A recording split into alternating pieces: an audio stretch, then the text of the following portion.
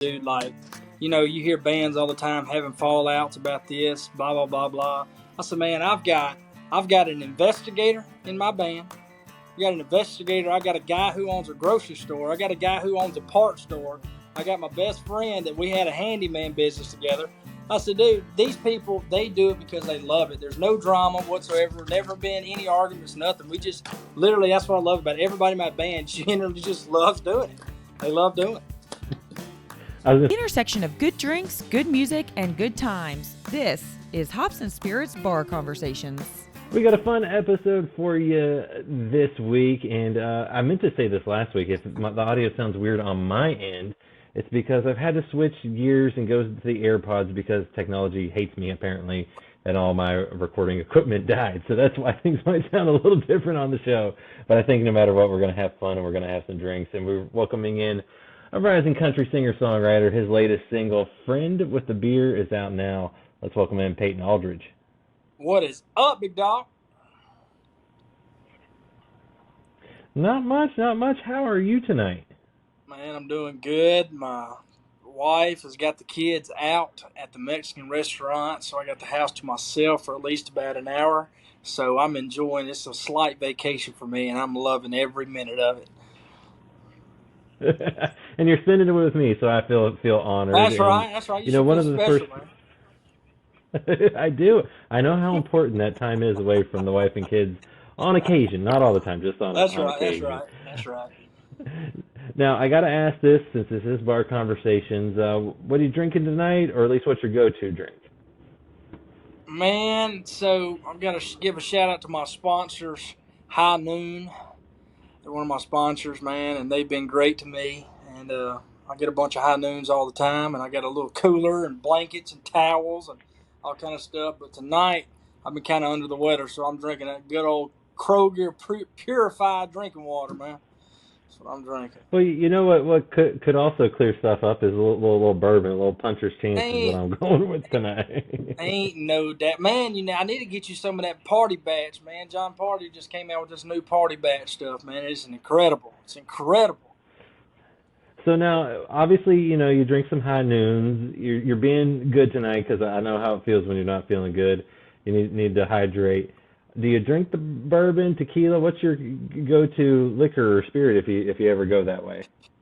Well, man, honestly, I try to stay away from all that because, it's kind of like when you mix love and alcohol, it can either go up or it can go down, So I try to stay away from them hard liquors and all that bourbon and stuff. But if I had to, my go-to is that party batch, man. I'm telling you, it's incredible.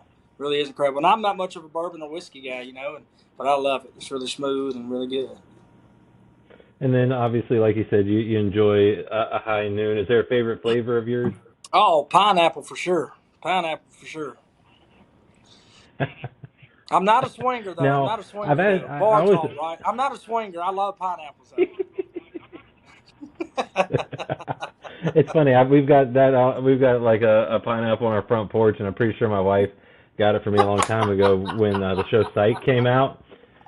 Did you ever watch Psych and the Pineapple? I did. Where they would always have a pineapple and yeah. That's where that's from, but I know what you're talking about. I'm like, you know what? There's many times I've thought about that out front of our door. So sorry to get you distracted. Now also, I just had to throw that comment. Oh, you are good. Now, I know some people before a show, they'll take a shot of liquor, vodka, something to, warm up, or at least with the band, little. Are you doing that with the High Noons, or is it just, Man, no, what's that go-to before?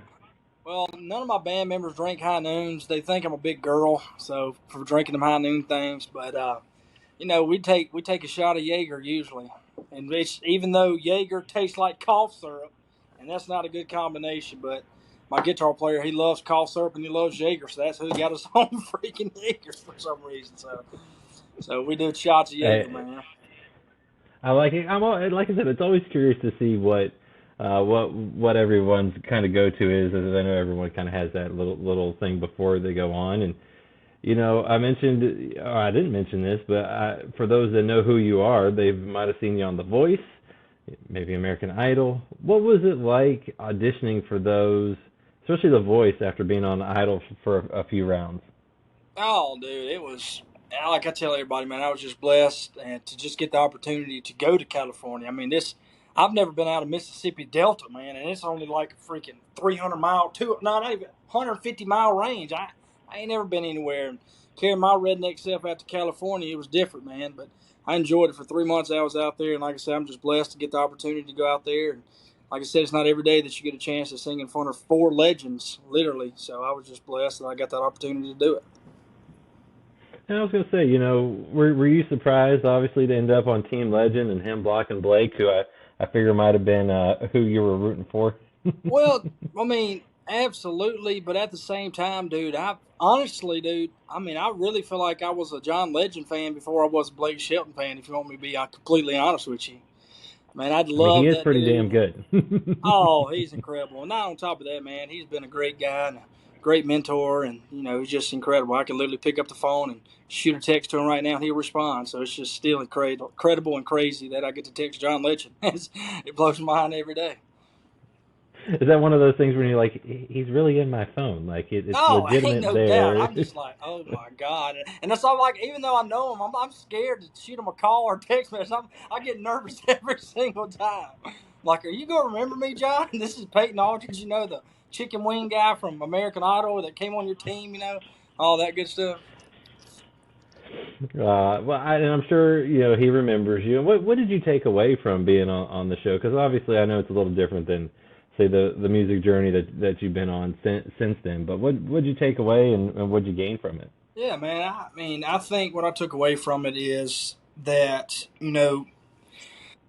just always stay true to yourself, and that's John's biggest thing. Don't ever try to be nobody else, or don't try to chase a trend. That's what he always said. Don't try to chase a trend. You got to be one step ahead of that trend and set the trend. So that's what I try to do, and just try to be true to who I am, and just tell my story and be just like the common folks, man. Be like those from the Mississippi Delta, just good people. And did you grow up singing in church? Is that where you got your start at a young age? I did, man. My grandfather was actually a preacher of a Baptist church that he started in Lambert, Mississippi, and my mom played the piano, my grandmother sings, and my whole family sings besides my middle brother. And my middle brother's the only one who's 6'4", redheaded in the family. Everybody else is 5'10", 5'11", 250 pounds or more. And he is 6'4", played college basketball and redheaded and can't play a guitar, can't sing, can't do nothing. So I don't know what's going on there. I don't know if my mom slipped up somewhere or what's going on. But yeah, he's the only one in the family that don't do music, man. His skills were just used elsewhere. Yeah, man, he plays basketball. He plays basketball. Is that one when you're looking back through like the family tree, you're like, aha, so that's the limit came off of. Hey, and that ain't no bullcrap, man. I'm telling you, everybody else in my family's 5'10", 5'11", big country cornbread folks, man, and he's tall, athletic, and muscled up and skinny. He just ain't right. It ain't right. Well, and I was gonna ask this a little bit later, but it makes perfect sense now. You, if you aren't doing music, you were coaching basketball with him. Is that right? Yes, Your sir, brother? man. I actually coached junior varsity girls basketball I was a head coach for 2 years, and I've been coaching under him since I graduated from high school. And this is my first year to not be coaching basketball, which is crazy. I was gonna say, I mean, what's it like being on the sideline? I mean, are you the nice, friendly coach, or are you the fired up coach? Well, Are you his calming voice? Well, he's redheaded, so he's very energetic and very crazy out there on the court, I should say. And, I should be the one that's it's always the good cop, bad cop guy, and he's bad cop and I'm bad cop too, which is crazy because I can't let stuff go. And if it's like, do you see that guy not blocking out down there? Then I get him fired up, and he just spits back and forth and works out. Man, that's great on the sideline. It's just so cool to see from where you start to where you finish, man. Those kids getting better and better every day. It's really an awesome experience. I was gonna say, how important obviously if you're helping your brother out, being a coach for him, how important is family to you? Oh, dude, family's everything, dude. Like I tell people all the time, and it's usually anybody can say they got friends, blah blah blah blah, but 9 times out of 10, you can literally count your friends on this palm of your hand right here. And I know that. So you got family members that you can't always count on. But at the end of the day, from what I've seen in my experience, that my family's one big tight family, and I know when the good Lord calls me home, I know I have family by my side. So that's why important families did too to you. So. And are you a girl dad too? Is that right? Man, I'm straight up girl dad. Everybody in my families have boys. My brothers has boys. My dad's kids. My dad's brothers. Me, I was 3 boys. And yeah, I got 2 girls. So. And I'm guessing they're not super old either, right? No, man, I got one that my oldest is Sally Rose. She's fixing to turn 7. And I got a Whew. youngest one named Aspen. She's actually fixing to turn 2. So I got my handful, Awesome. man. Got my I was handful. gonna I was gonna say my daughter is turning 5 at the end of this month, or right after this episode probably drops. And do your daughters? Was there a certain age, especially with your older one, where all of a sudden the sass came in hard, and you were like, Son, oh no? she's been that way coming out the womb, son. She has cried, and if she don't get her way, and she's really sad. She's too cool now. She won't give her dad a hug out in public and all this other stuff. So, but yeah, man, she got that sass, son. But she gets it honest though. Uh, She gets it from her. I guess, Daddy. I ain't gonna say Mama, so because Mama's gonna be listening to this. I was gonna say this is recorded, and she can that's, play it back, so you that's got to right. be careful. That's right. That's right.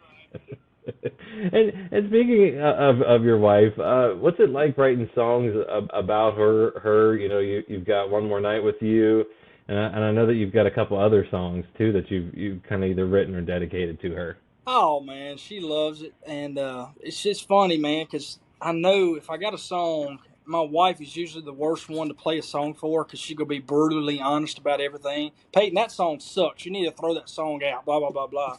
But man, no, she loves it, and she still. It's so weird because her family's not musical, and coming from to a musical family, and she never really understood this whole artistry thing and all that other stuff, and she's finally picking it up what I'm doing. She was like, "So you're songwriting and performing. So I mean, how are you making money songwriting?" I said, "I'm not making money songwriting right now, but one day, hopefully, I'm gonna make some money." So she calls me stay-at-home dad all the time. So that's what it is. But she loves it, man. Uh, She's very she helps me out and trusts me and does all that, supports me, everything. So I've got it made, man. I really do.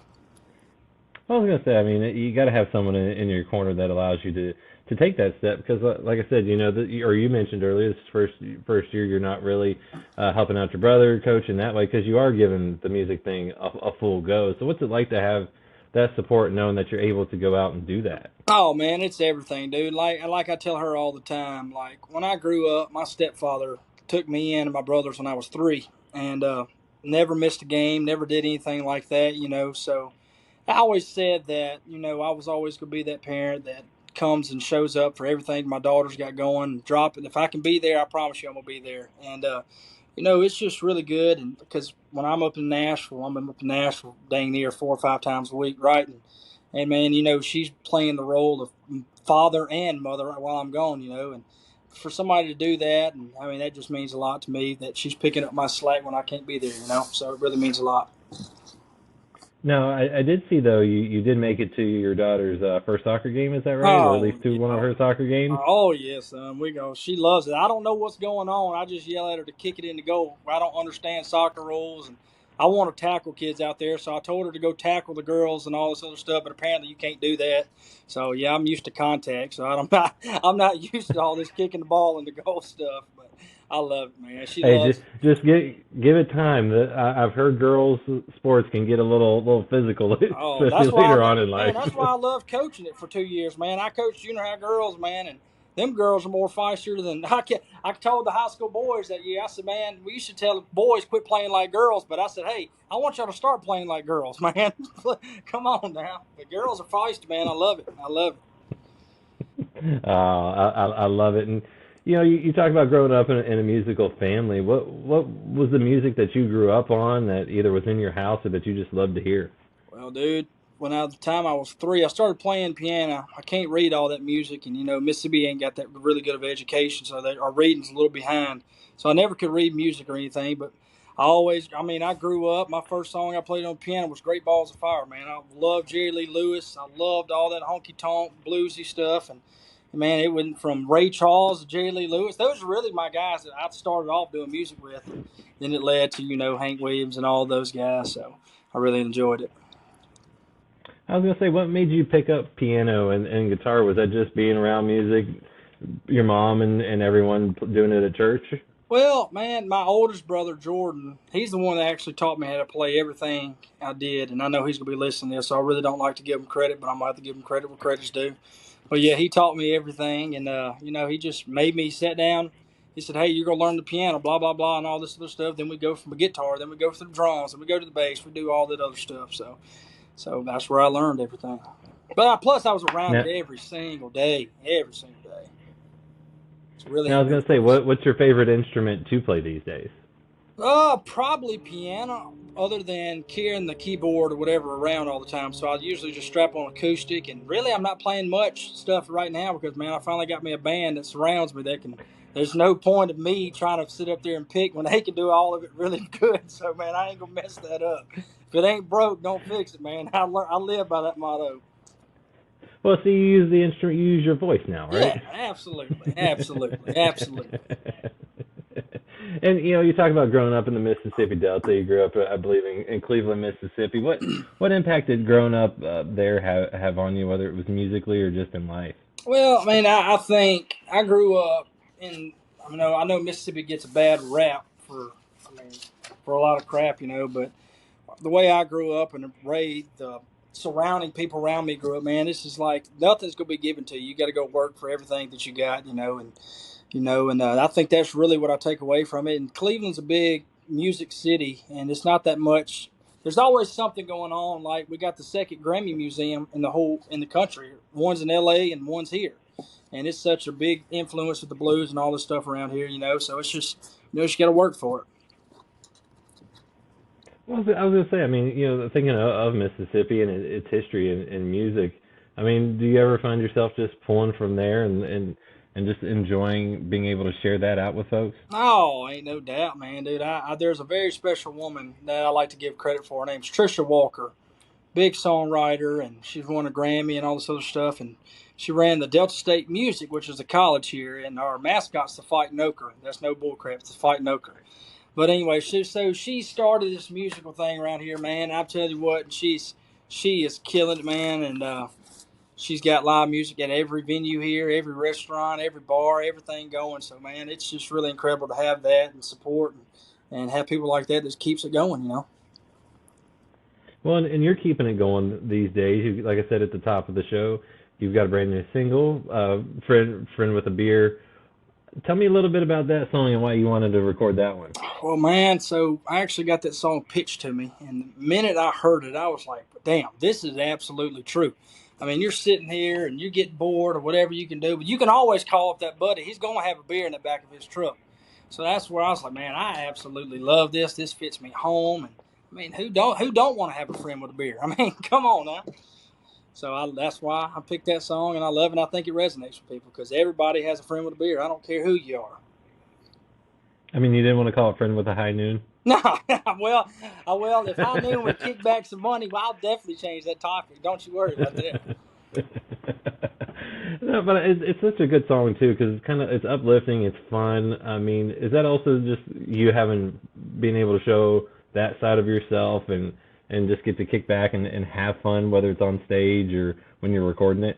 Oh, ain't no doubt, man. So, when you hear my music, I'm a ballad guy. I've always been a ballad guy. I want to make somebody cry. I want to make somebody smile. I really want to make somebody cry.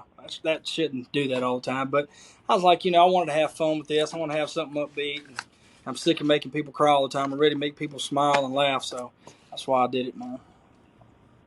Well, and like you said, this one was a song that was pitched to you. I also know you write songs as well.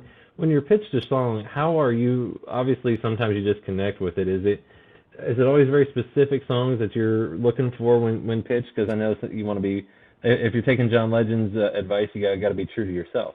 Yeah. So, man, when I get a song pitched to me, dude, like I'll sit on it. I'll listen to it, and I'll probably listen to it 100. I'm not kidding, probably 100 times in a row. I'm like, man, what do you think? I don't know if I'm feeling this, and don't really like the melody, or how can I change this up, But when I got pitched these songs that I've got coming out, man, it's just I literally can feel myself, and I can see myself in that story, and that's what I go for. If I feel like I'm in that story, then it's a go. But if I'm not going to sit out here and fake and try to act like I'm somebody that I'm not. So that's really what I look for. And then, when you're writing your own songs, are you pulling from ideas, experiences? How does that work for you? I mean, kind of. I mean, I know people say this all the time, but really, I try to write from what's really going on right now in my life. I'm not go.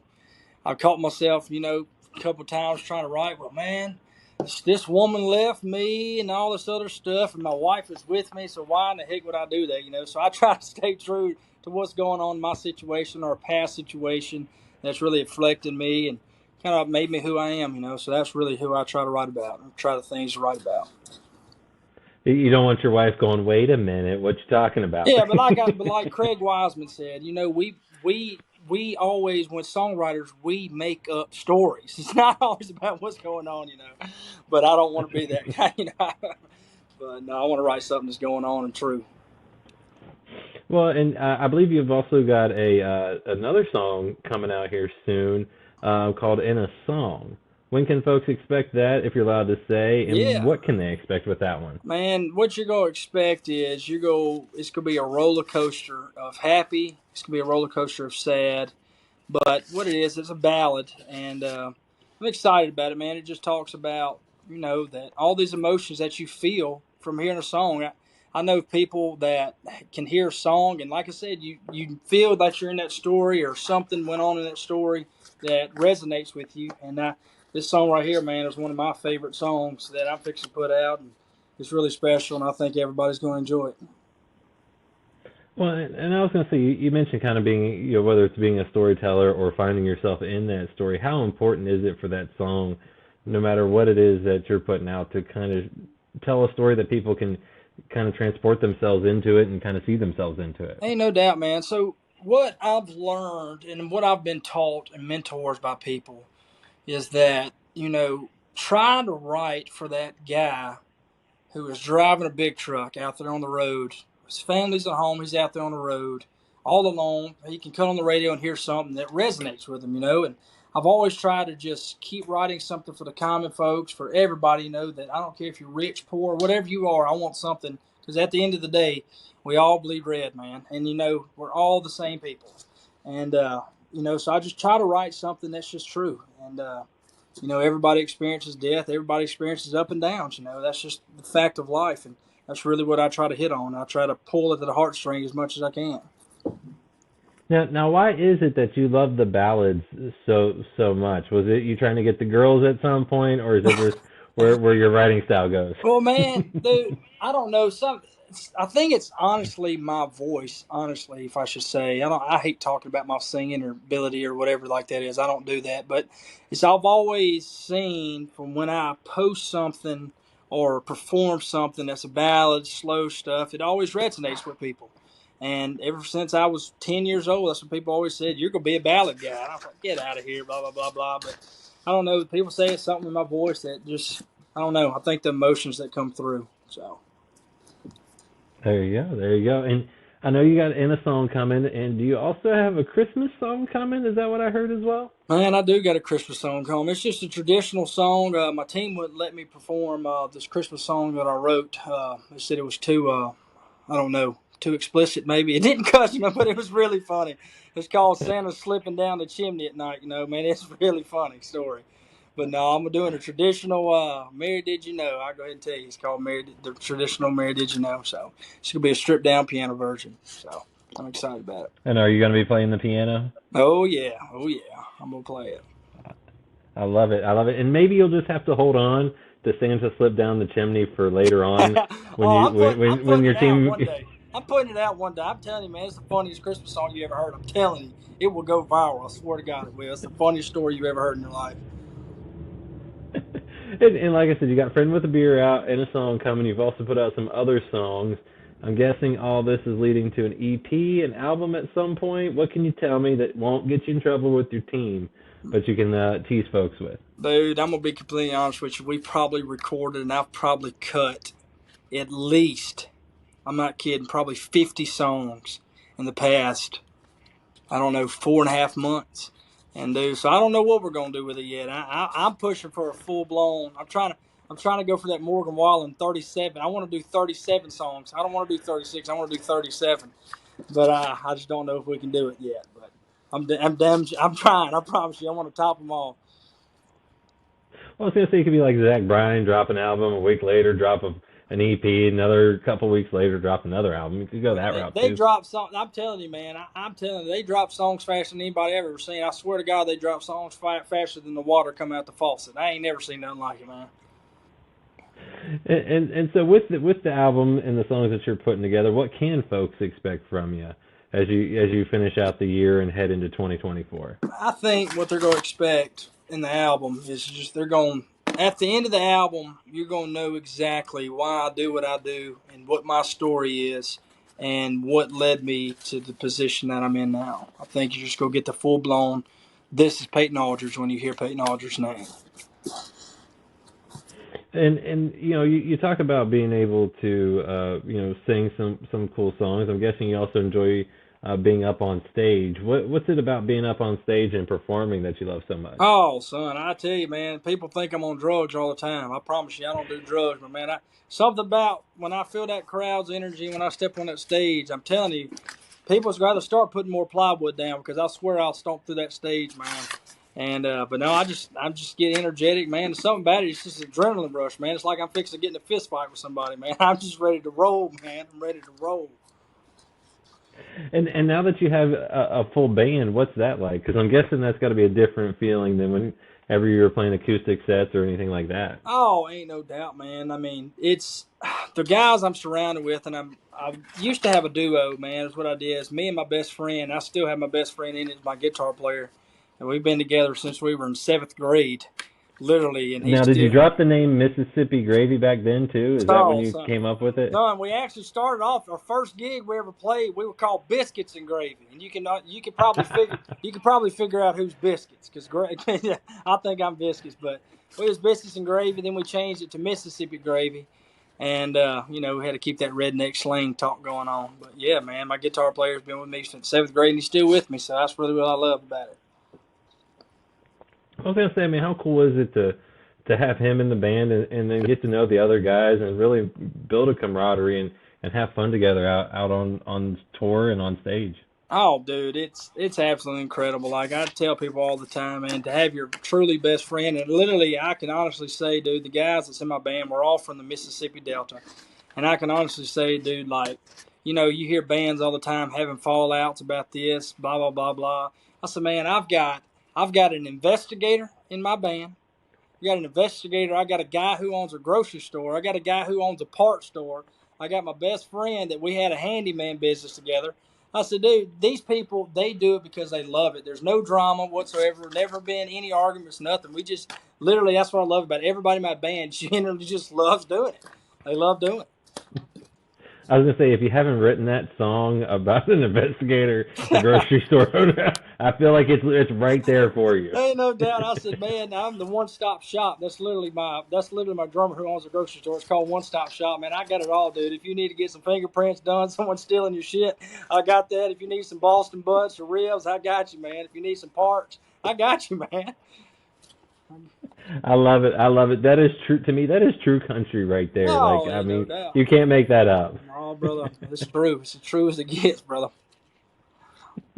And I always like to ask this too because I'm always curious as to what folks' answer will be because sometimes it's their song, sometimes it's a song they grew up. What's one of your favorite songs to perform on stage? One of my favorite songs probably to perform it's a classic. It's a Vince Gill song. It's called Liza Jane. I love that song, man. I love the harmonies in the band, and something about it just gets me going, man. I love it. I love it. Now, I love how you say you have a ton of energy on stage as well, but you sing ballads. Are people confused at times Oh, dude, with what's going on? I'm that guy who would get up there and sing a ballad. And I'm an emotional guy, anyways, man. So I'll get up there and I'll start telling the story, and all of a sudden, I'll start crying on stuff. I mean, I get emotional wreck, man. When you come see Peyton Aldridge, you're gonna be in a roller coaster, son. It's like going to see a psychologist or psychiatrist, whatever they are. You're gonna be crying one moment. And I caught myself on. I've got a video back the other day. I was like, I bet people think I'm a fake artist because one minute I'm sitting here crying and thanking the crowd, and all of a sudden, then you hear me, well, let's go, boys, and start hollering and all this other stuff. So it's like you can flip a switch just like that. I was like, man, it's just how it is, man. I just get going, man. I love it. Well, no matter what, it sounds like people are going to be entertained when they get to listen to your music and see your shows. Ain't no doubt, man. And that's why I say when people come to my shows, you never know what you're going to get, because I promise you, you might look up and there'll be 40 people on the stage with me, son. I'm telling you, we played a show, and I'll bring all of them up. I said, I ain't never had background dancers before, so any ladies or any man who wants to come up here, come join the party. So we all have one big party, man. That's what I love about it. It's just one big party. Oh, that is awesome. And like I said, you got the album EP coming, new songs coming. Anything else that you want to let folks know that's coming down the pipe, or anything that they can look forward to? Man, just stay tuned. 2024 is going to be really, really good. I got some exciting stuff that I can't share, but I'm going to be going on the road, and it's going to be really, really incredible. It's going to be fun.